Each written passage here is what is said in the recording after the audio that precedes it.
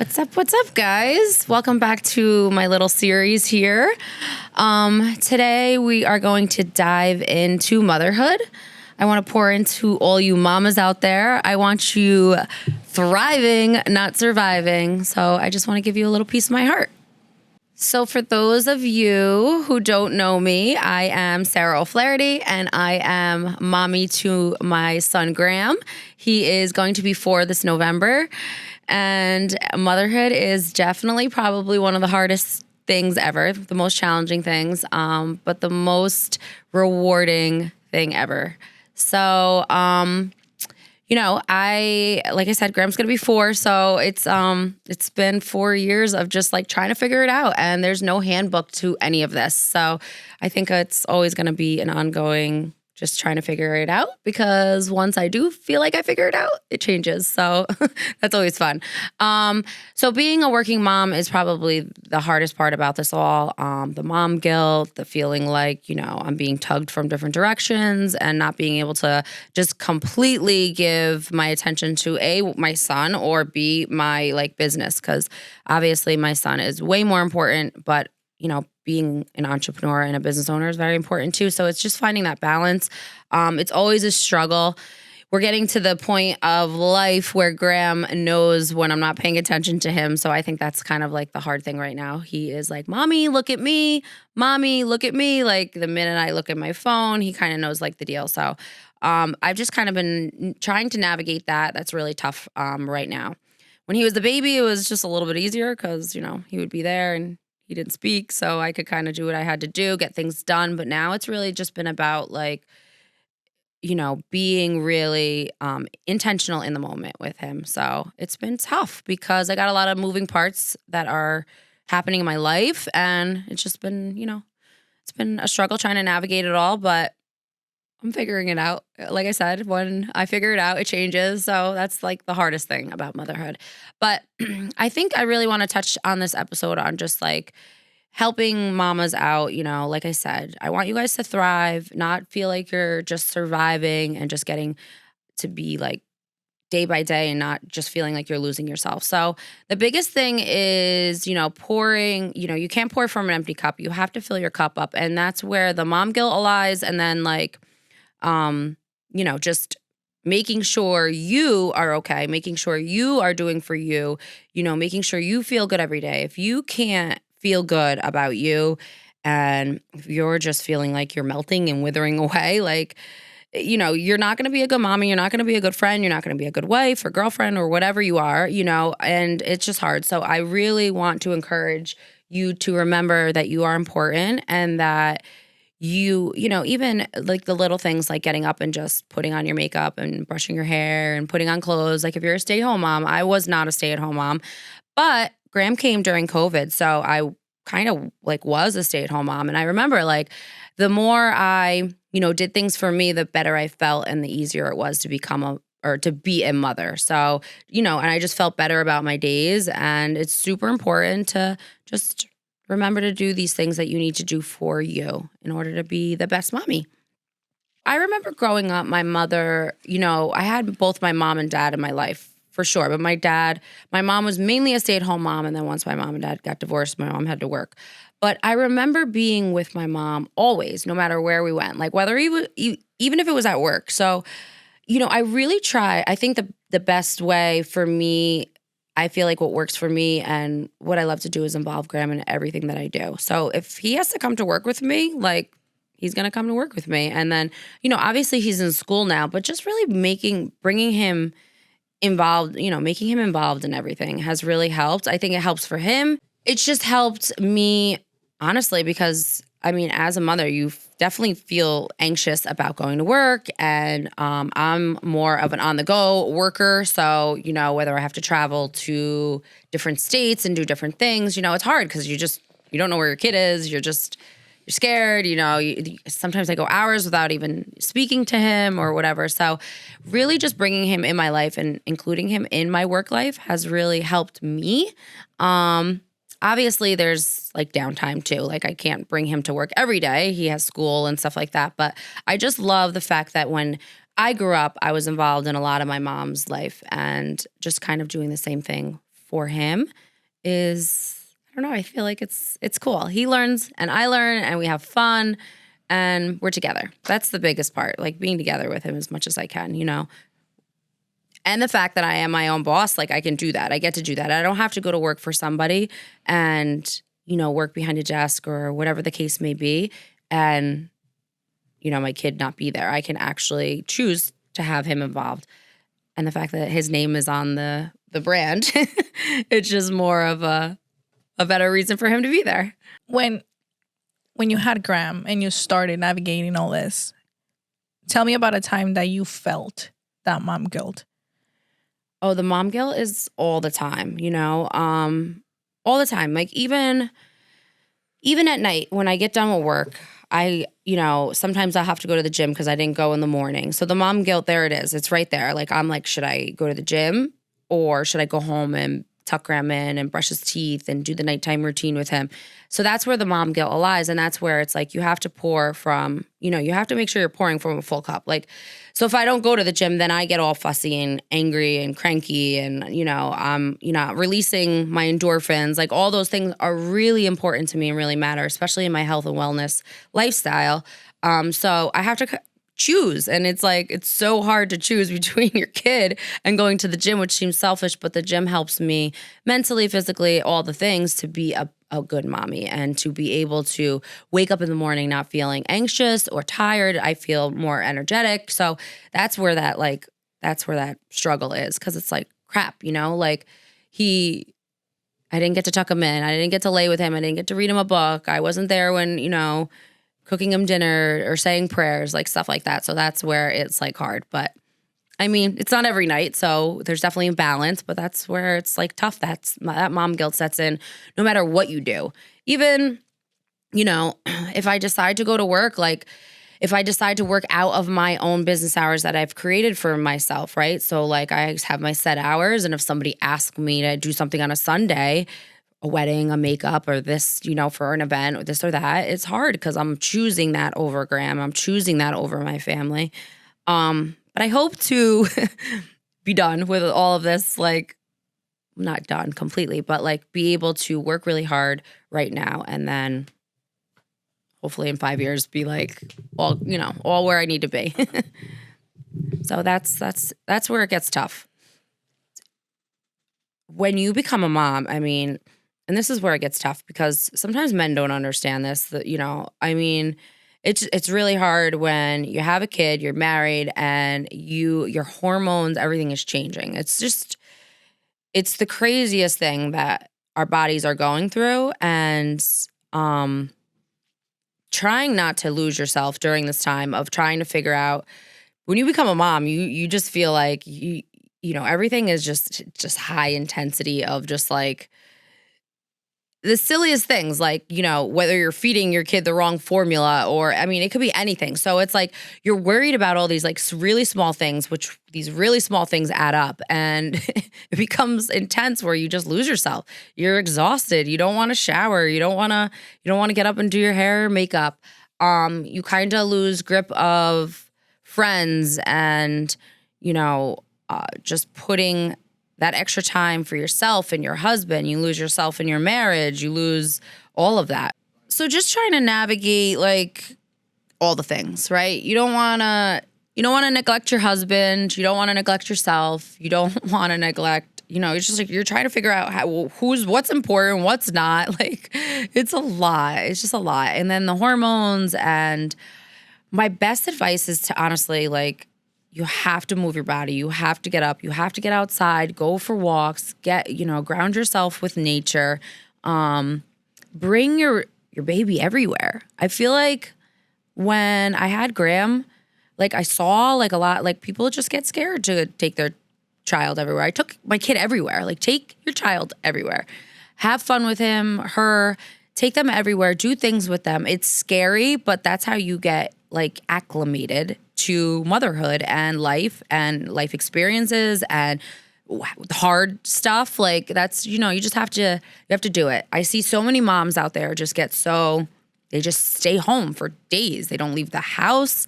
They don't know how to do anything without their husbands. Like that kind of stuff, like, no offense to if you are going through that, but try to do the little things, the little baby steps to getting yourself out there to do things that are going to make you feel good.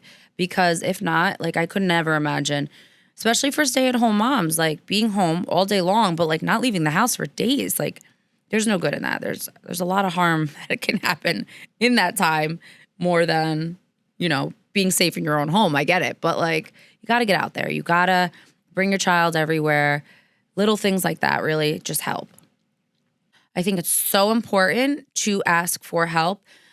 Actually, you know what? I'm not gonna lie. I had struggled asking my husband for help. I didn't ask like it wasn't hard asking like your mom or your sister or somebody. It's hard when you're a mom, when you become a mom, and you like in our minds as women, we only know how to do it. Like it's it. We're the moms.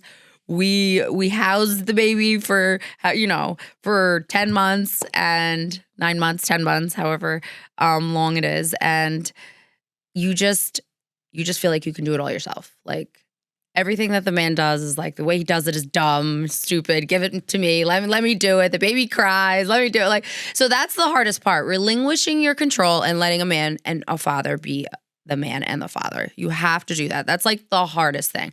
Other than that, I had no problem asking for help with friends, family, mom, sister. Asking my husband for help, because when you hear that baby cry and my husband's doing it, you're like it's like almost like triggering. So you just gotta let the men be the men, let the dads do their thing, and they're just as worthy as you. So that was the hardest struggle. So how I know when I need to ask for help is when I feel super overstimulated, like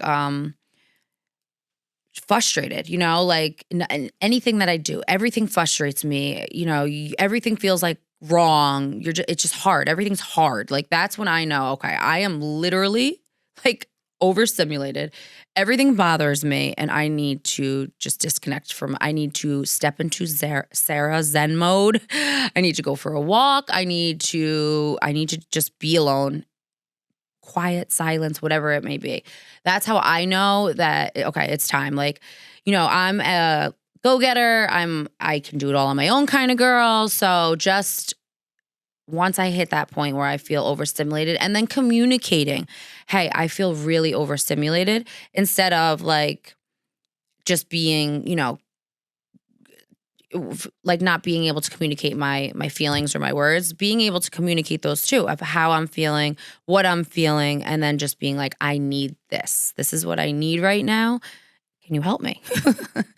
Instead of being like, I'm just going. I just need to go. Like, just expressing how I feel too is really important, and has led just better end result too. So one of the most scariest moments I had as a mother and mom scare was not too long ago. It was probably like 6 months ago. Graham and my dog Lemon were in the car, and I forgot something at home, so I had to turn around, go home. And even in your driveway, you get scared to like leave your kid in the car, because it's like, a no. But like, so I ran in the house to go get something out of the house, whatever I forgot. I can't remember what it was. And I go back to the car. I got out of, I come running outside. I run inside, ran out, come back in. And Lemon is looking up on the car windowsill, and she's like wagging her tail. And I go to open the door, and the door is locked. She must have hit it with her paw. Phone in the car. Car was running. Now I'm like bugging out about that. Car was running. Dog was in it. Oh my God. Okay. Let's start this over. Now I remember it. Okay. So I'm coming home from, Lemon was with us because we went to the vet. Okay. We went to the vet. Lemon was getting her checkup, her shots, whatever. So we were coming home, and Lemon pooped in the backseat of the car on the floor. So I'm flying home. The vet's like really close to home. Flying home. I pull in the driveway. I run in the house to get a napkin to get the poop out of my car. Graham is in the car as well. I come back in the car, and Lemon, she's braced up on the windowsill, shaking her little tail, and the car door was locked. She must have hit her paw. Locked in the car, Graham, Lemon, and a pile of shit. okay? I am freaking out. My phone is inside the car. It was a mess. I cannot get inside of my car. Now, my car has an app that I can unlock the car through the app, but my phone was in the car. So now I'm freaking out, panicking. And when you're panicking, like you can't think straight. Um, I go inside, I grab the iPad, I try to get like in my I can't figure out any passcodes. I can't even figure out like my own damn email address because I'm like just panicking. There's shit steaming in my car. My son is crying on top of his lug, screaming because I think he sees me panicking. Needless to say, I called Brendan. I FaceTimed him from the iPad at home. He was at work. He comes flying home. Thank God he works. He has his own business. So he literally leaves in the middle of his client. He flies home about 10 minutes later. I'm panicking. I'm crying. I'm screaming. Graham's screaming. Brendan's trying to calm me down. I'm like running around the car. It was like crazy. He calms me down and we are talking to Graham to get him to explain to him how to get out of his car seat and literally get out of his car seat. So we calmed him down somehow, some way, and we just directed him on how to like weasel his arm through the car seat, get the little clip and push it down all the way, get his little arm out, get his other little arm out. Now he's like out and he rolled down the window and we unlocked the car. Like what? It was the craziest thing ever. I was a mess. Like the car stunk like shit. It was so bad. I was more concerned about the poop. Like, could you imagine being in a steamy, smelly, poopy car for 20 minutes? Yeah, that was the most scariest moment. One of the best. The best moment is Graham's old enough to be like, Mommy, you're so beautiful. I love you so much. I need you. Like these little moments, like I said, and just taking a step back and being intentional in the moment and just watching him thrive. The little things he says. He told me the other day, it was literally yesterday, I wore a hat to work. And he's like, Mommy, you are super fancy. And little moments like that just kind of, just slows things down and just makes you just be blessed for that present moment because it's gone in an instant second. He probably pissed me off like 2 seconds later, but just little things like that. And just watching him grow to be such a young little man. That's my best. Those are the best moments. Now he's going off to piano lessons, so that should be fun. Hopefully he plays piano or some instrument, and that's just watching him, just to think about like what he's gonna be or what he's gonna do, and is he gonna play a sport? Is he gonna play an instrument? Is he gonna be a computer nerd like you guys? So in conclusion, I just want to really hone into the new mamas and just the moms that are just struggling right now. I know how hard it is. We're all in this together. I want to encourage you to remember that you are important. You have to pour into yourself. You can't let yourself go. Brush your hair in the morning, brush your teeth when you first wake up, do all those things. I know sometimes like if you're a stay-at-home mom, you forget. Put your makeup on, feel bad, feel like a badass mom. Hang out with your friends. Don't forget about them. Remember that you know what's best for you and your family. So all that outside chatter, that's just not important. And just remember to love on your husband. Don't forget about him. He's important too. Those babies are important, but I truly am a firm believer that your husband comes first because he's the reason why your baby is here. And so that's a very important thing. Love on him, relinquish your control. Remember, he is the parent too. So let your husband be a man and be a daddy. That's very important. I know it's hard when we feel as a woman or as a mom, like men are like kind of, doing everything wrong, but let them figure it out too. Just like you're figuring it out, it's important to let them figure it out. Let them be, helpful and let them do because they have that right and it's their job as well. It's not your job to do everything. You're not like Superwoman. It's their jobs too. So Yeah, that's really it for this episode. I want you to remember that, like I said, you are important, you are worthy, and whenever you need help or a lending hand, to reach out to friends, family, whatever you need, because this is not an alone thing. We are all in this together.